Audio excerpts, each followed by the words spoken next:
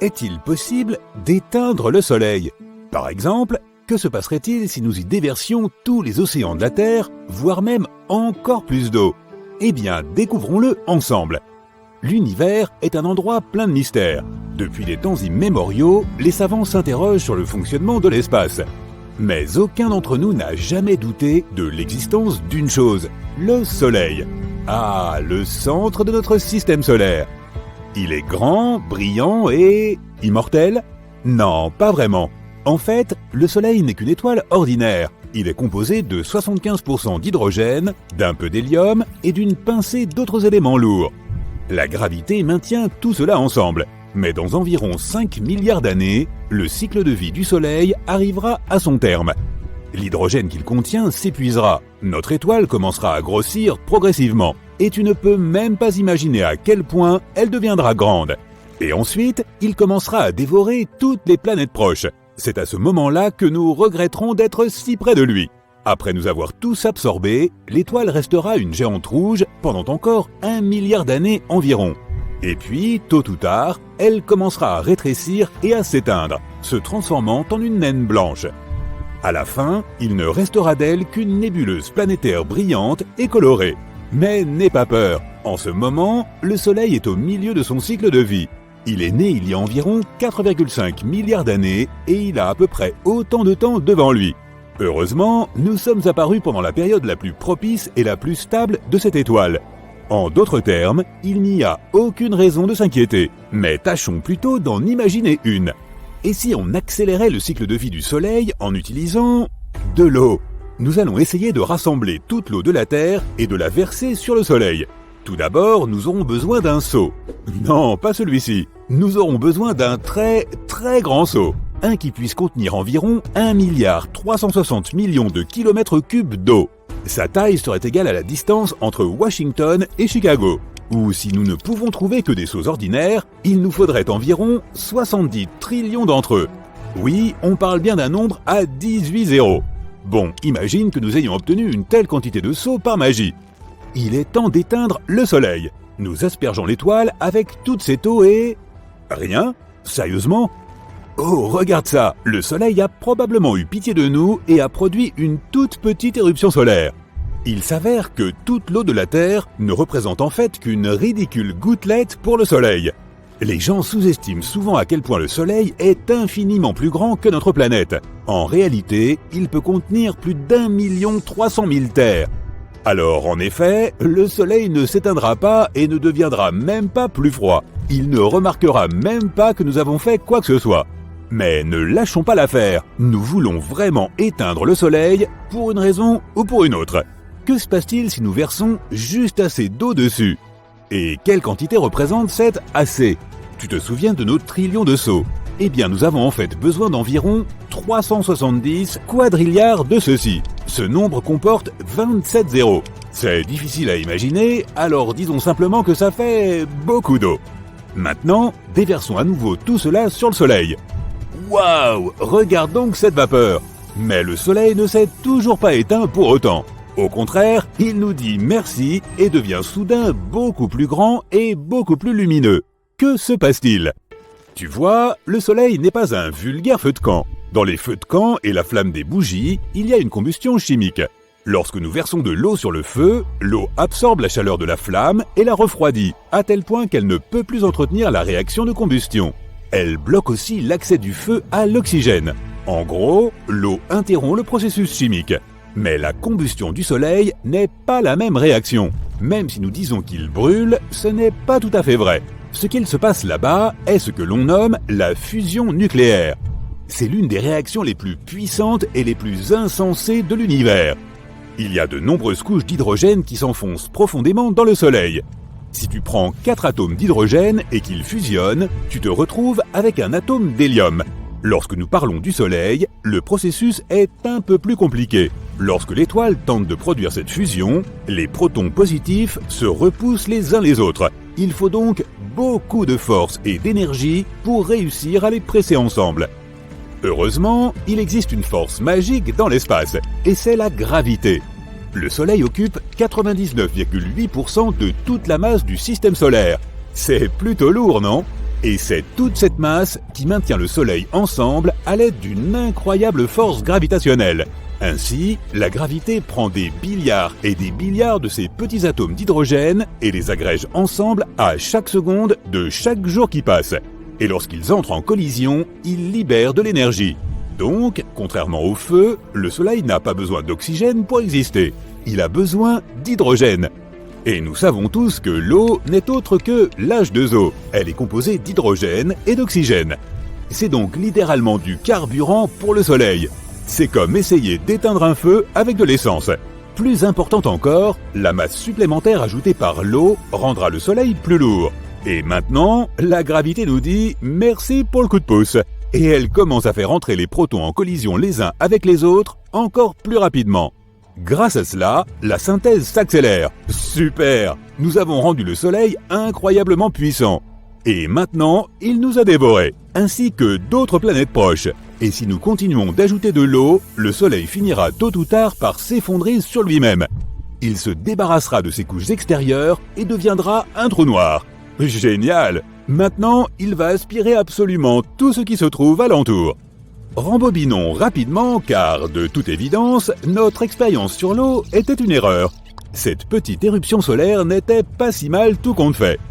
Très bien, nous voici de retour au soleil calme que nous connaissons. Mais il semble que nous ayons oublié quelque chose. Comment se porte notre Terre maintenant sans eau ? Eh bien, selon toute évidence, l'eau était d'une importance capitale pour la vie sur Terre. Qui l'eût cru ? Maintenant, il y a une énorme quantité de poissons inanimés et d'autres organismes marins qui gisent là où se trouvaient nos océans. Pauvres créatures! Quant aux habitants des profondeurs, ils n'ont tout simplement pas supporté un changement de pression aussi brutal. Les algues et les coraux se sont également asséchés. Attends un peu, n'étaient-ils pas responsables de la production de 50 à 80% de l'oxygène de la planète ? Oups, il est temps d'enfiler nos masques à oxygène. Et comment ça se passe sur la terre ferme ? Je veux dire, maintenant, tout n'est plus que terre ferme pour être honnête. Mais tu comprends où je veux en venir. Waouh ! Toute la terre brille de mille feux. Et je le dis très littéralement. S'il n'y a pas d'océan, alors il n'y a pas de nuages ni de pluie. Et maintenant, il y a des feux de forêt partout. Les pauvres animaux doivent s'échapper et quitter leur foyer. Et ce n'est pas comme s'ils allaient pouvoir en trouver d'autres, parce que toutes les plantes, bien sûr, vont rapidement se dessécher. Il n'y aura littéralement plus aucun endroit où vivre sur la planète. À présent, la Terre ressemble à un désert gigantesque. Mais des gens vivent dans le désert depuis des milliers d'années, non ? Ils sauront peut-être quoi faire. Eh bien non. Après tout, les habitants du désert ont eux aussi besoin de boire. Et maintenant, le chaos règne partout et les survivants se battent pour les dernières gouttes d'eau. Si tant est qu'il y a des survivants, à vrai dire, peu importe qu'ils se battent pour les dernières ressources, leur sort est déjà scellé. Les océans absorbent une énorme quantité de CO2. Ainsi, que se passerait-il si notre planète se divisait en deux parties distinctes, l'une entièrement constituée de terre et l'autre d'eau ? Pourrions-nous survivre à l'une d'entre elles ? Et comment ? Eh bien, aujourd'hui, tu as de la chance car je vais répondre à cette brûlante question. Alors, imaginons que notre Terre s'est divisée en deux planètes et qu'elles partagent la même orbite. Appelons ces planètes hypothétiques le rocher et le globe d'eau. Je sais, pas très original. Bref, commençons par le rocher, car il est beaucoup plus facile de l'imaginer. Il suffit de se demander, que se passerait-il si tous les océans de la Terre s'asséchaient soudainement ? Nous savons qu'il n'y a pas de vie sans eau. Elle couvre 70% de la surface de notre planète. Il y a tellement d'eau que même si tous les océans et les mers disparaissaient, il en resterait encore, dans les nappes souterraines, les rivières, etc. Mais malheureusement, ce ne serait pas suffisant pour que nous puissions survivre. Toutes les créatures marines disparaîtraient. Après un certain temps, tous les autres animaux, les plantes et aussi bien sûr les humains, subiraient le même sort. Les forêts complètement asséchées s'enflammeraient tôt ou tard et brûleraient jusqu'à ce que tout ne soit plus que cendres. Mais bon, ce ne serait peut-être pas si grave. La vie pourrait toujours exister, sous une certaine forme. Certaines bactéries sont encore plus résistantes que les cafards. Elles sont capables de survivre dans les conditions les plus défavorables. Par exemple, les extrémophiles sont déjà en mesure de vivre sans eau. Ces petits gars peuvent survivre dans un environnement incroyablement chaud ou acide, sans eau ni lumière du soleil. Sans eux, notre rocher deviendrait une planète vide et sans vie. Mais qui sait, peut-être qu'un jour les extrémophiles évolueront vers des formes hyper cool qui pourront survivre dans n'importe quel environnement. Mais pour l'instant, notre rocher est juste un rocher flottant en gros. Pardon ? Tu imaginais un désert aride ou une steppe brûlante ? Surprise, surprise. Cette planète est en fait extrêmement froide. Tu vois, sans eau, il n'y aurait pas d'atmosphère. L'atmosphère est constituée d'une concentration de divers gaz, dont l'hydrogène et l'oxygène. Un peu d'H et un peu d'eau. Tu sais sans doute où je veux en venir, n'est-ce pas ? Je le savais. En gros, pas d'eau, pas d'atmosphère. Et comme c'est l'atmosphère qui conserve toute la chaleur dont nous avons besoin, la planète serait très froide sans elle. Le contraste entre les endroits froids et moins froids deviendrait également très net. Tu vois, l'eau est essentiellement un stabilisateur de climat. Les océans absorbent presque toute la chaleur que nous envoie notre Soleil. Ils la répartissent uniformément sur la Terre et ainsi, celle-ci n'est ni trop chaude ni trop froide. Donc, sans eau, le rocher se transformerait progressivement en un désert froid. La température moyenne sur cette planète serait d'environ moins 73 degrés Celsius. Aux deux pôles, la température serait extrêmement basse, environ moins 184 degrés Celsius. Et même dans les endroits les plus chauds, elle ne dépasserait pas les moins 6 degrés Celsius. Ces endroits chauds, ce seraient nos anciens océans. Leur profondeur desséchée serait située beaucoup plus près du noyau de la planète. Attends, j'espère que tu n'imagines pas non plus cette planète toute couverte de neige. Nous n'avons pas d'eau du tout, tu te souviens ? C'est juste un rocher très froid. À ce stade, nous n'avons là qu'une version plus grande et plus brune de la Lune. La Lune est un morceau de terre sans eau, après tout. Eh mais qu'en est-il des volcans ? Ils représentent notre dernier espoir de chaleur, n'est-ce pas ? Malheureusement, l'activité volcanique diminue à cause du manque d'eau. Comme tu le sais peut-être, les volcans et leurs éruptions doivent leur origine à la collision de deux plaques tectoniques, la plaque océanique et la plaque continentale. Le poids de l'eau fait pression sur les plaques océaniques. Elles passent au-dessous des plaques continentales et forment les volcans. Donc sans l'eau pour faire pression, pas de volcan non plus. L'activité volcanique diminue donc considérablement. Le rocher serait une planète pleine de montagnes incroyablement hautes et nombreuses. Et chaque fois que les plaques tectoniques entrent en collision, elles formeraient de nouvelles montagnes et de nouvelles fosses. Certaines d'entre elles extrêmement profondes, comme la célèbre fosse des Mariannes. Je préviendrai bien les gens à faire attention à ne pas tomber, mais comme il n'y a plus personne... De plus, la météo, c'est fini. Sans eau, il n'y a plus de neige, de glace ou de pluie. Il n'y a même plus de nuages. Le vent soufflerait probablement assez fort cependant. Voilà le destin de la planète Rocher. Pas très reluisant tout ça. Alors, allons voir comment se porte notre globe d'eau. Il y a plusieurs milliards d'années, notre Terre était en fait entièrement recouverte d'eau. Puis, il y a environ 1 milliard d'années, le niveau de la mer a baissé. La matière terrestre est apparue. Cela a changé l'atmosphère de notre planète pour toujours. Et c'est ainsi que la vie est née. Mais que se passerait-il si elle revenait à son état d'origine ? Je vais vous le dire. Pour répondre à cette question, nous devons d'abord en savoir plus sur les planètes océaniques. Alors, à quoi ça ressemble au juste ? Ah, désolé, j'avais oublié. Nous n'en avons aucune idée. Nous n'avons pas trouvé de planètes de ce type car elles sont incroyablement rares. Je veux dire, il y a bien une planète de la constellation Ophiuchus que l'on pourrait définir comme une planète océan, mais je ne vais pas me risquer à prononcer son nom. Cependant, elle n'a pas grand-chose à voir avec ce que tu t'imagines probablement. L'eau qui s'y trouve est très étrange, c'est du jamais vu. Les scientifiques ont appelé ça de la glace chaude ou de l'eau super liquide, et c'est absolument unique selon nos connaissances actuelles.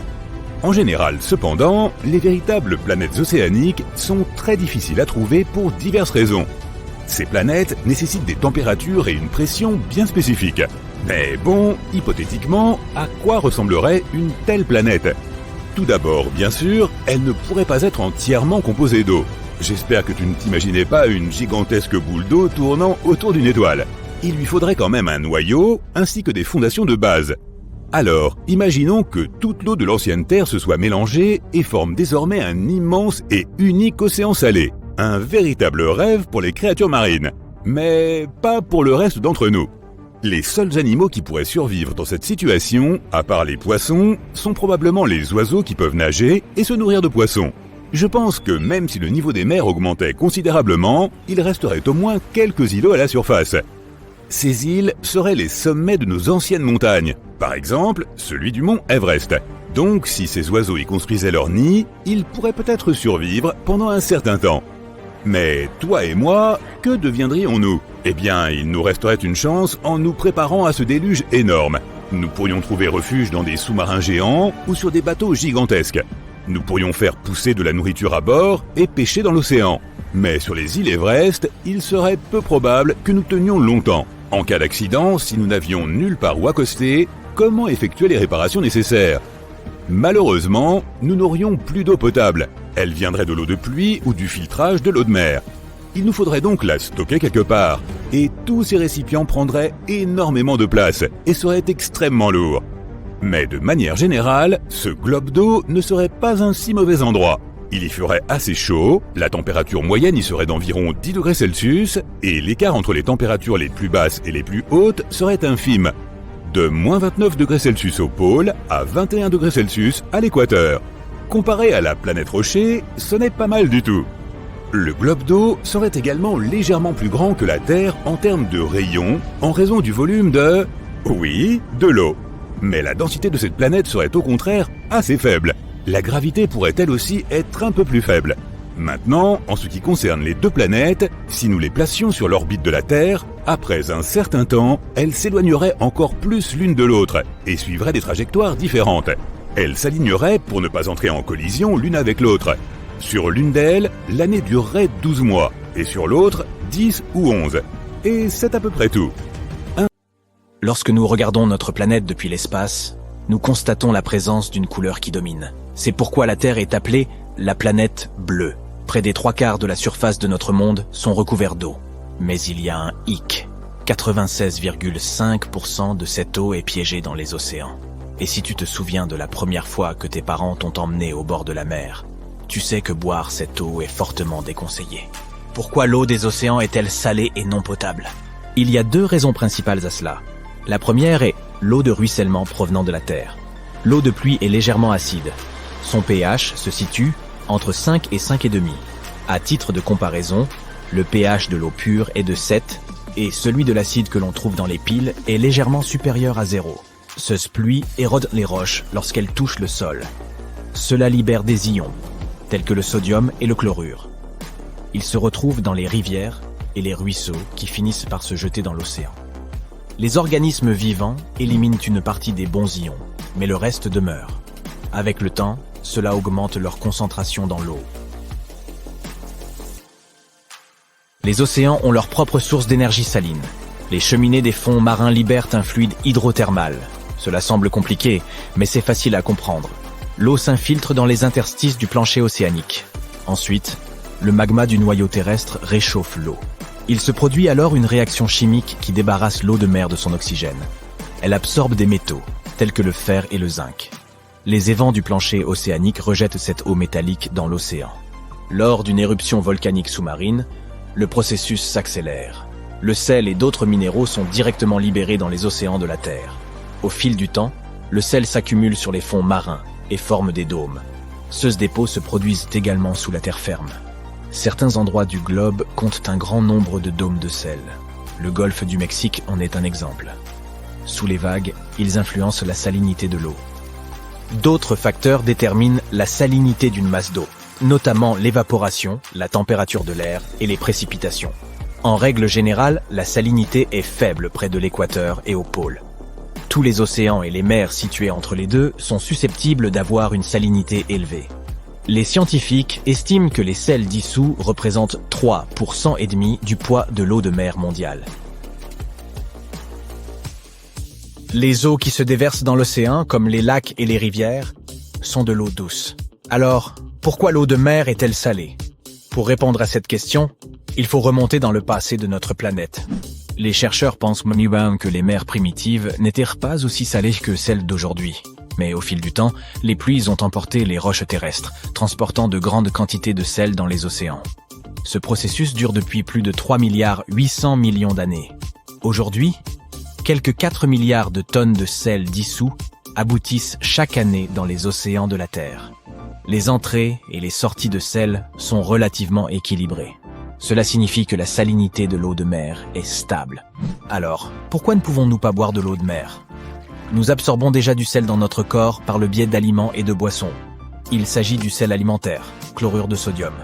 L'Organisation mondiale de la santé recommande de ne pas consommer plus d'1 cuillère à café par personne et par jour. Il ne faut pas dépasser cette quantité si l'on veut garder son cœur en bonne santé. Il y a plusieurs siècles, le bœuf et le porc salé constituaient le régime alimentaire standard des marins.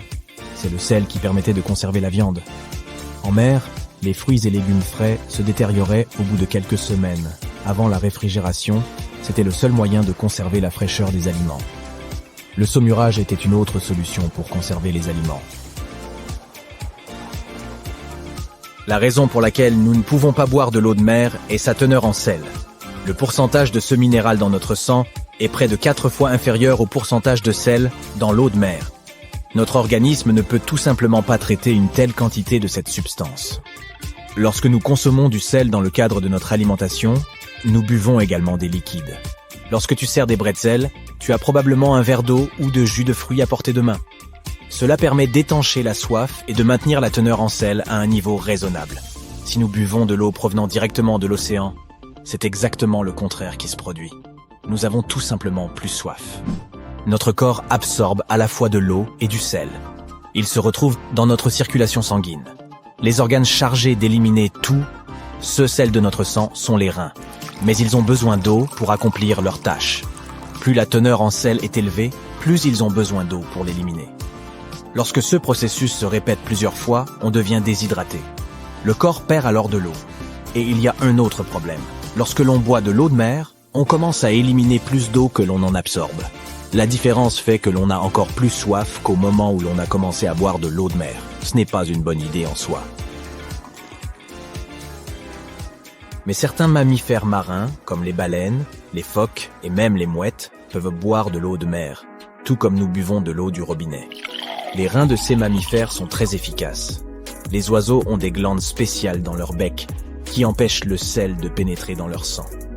Les scientifiques ont découvert que le seul animal terrestre capable de boire de l'eau de mer est le chameau. Et si tu t'es déjà demandé si les poissons buvaient de l'eau de mer, c'est le cas.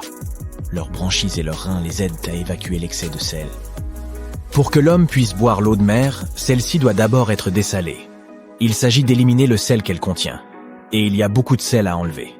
Selon les estimations, si l'on répartissait tout le sel marin sur l'ensemble des terres émergées de la planète, il serait plus haut que la Statue de la Liberté, 300 pieds. C'est pourquoi la désalinisation à l'échelle mondiale n'est pas réaliste. À l'heure actuelle, moins d'un demi% de l'eau potable que nous produisons, moins de 0,5% provient de l'eau de mer. Et la demande en eau potable ne fera qu'augmenter. Au rythme actuel de consommation, la demande d'eau douce double tous les 20 ans. Le principal problème de la désalinisation est le coût de l'énergie. Il faut 10 fois plus d'énergie que pour les autres méthodes de production d'eau. Et l'empreinte carbone est énorme. Les grandes usines de dessalement doivent souvent disposer de leurs propres centrales électriques. Tout cela est dû à la technologie qui sous-tend le processus. Le sel se dissout facilement dans l'eau. Il crée une liaison chimique solide avec l'eau, qui est difficile à rompre. Les installations de dessalement utilisent généralement l'osmose inverse pour y parvenir. De grosses pompes exercent une pression sur l'eau de mer pour la faire passer à travers un filtre. Sa membrane est si fine que chaque pore est une fraction de la taille d'un cheveu humain. Le filtre laisse passer les molécules d'eau. Les molécules de sel plus grosses restent piégées dans la membrane. Pour chaque quart de gallon d'eau douce que l'usine produit grâce à la désalinisation, il y a la même quantité d'eau qui est maintenant 2 fois plus salée. Ce n'est pas la méthode idéale de purification de l'eau. L'idée que l'homme puisse boire de l'eau de mer n'est pas nouvelle. Au milieu du IVe siècle avant notre ère, le célèbre philosophe grec Aristote a envisagé d'utiliser une série de filtres pour éliminer le sel de l'eau. Les navires. Au XVIe siècle, les navires disposaient de petites distilleries portables, capables de faire bouillir l'eau de mer. Ce n'était qu'une solution de fortune, car l'exposition de l'eau de mer à des températures élevées ne la rend pas potable. Un tel traitement thermique ne fait que stériliser l'eau. Il faudrait récupérer la vapeur qui s'évapore et attendre qu'elle refroidisse avant de pouvoir la boire. Il s'agit d'une méthode complexe et fastidieuse qui n'en vaut probablement pas la peine. Imaginons un instant que nous nous débarrassions